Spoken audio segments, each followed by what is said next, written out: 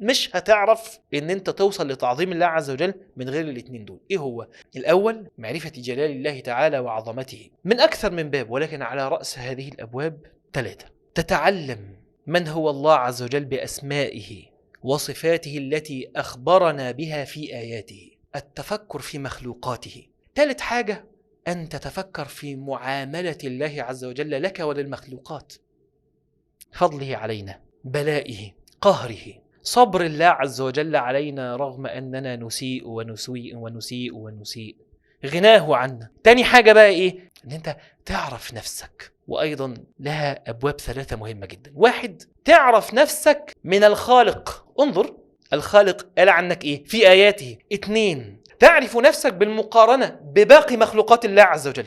أما الثالثة فبمحاسبة النفس، حاسب نفسك كي تعرف أين مقامك. وعدهم كده 5 قدامك عشان خاطر تحاسب نفسك فيهم. 1، تحاسب نفسك على الفرائض.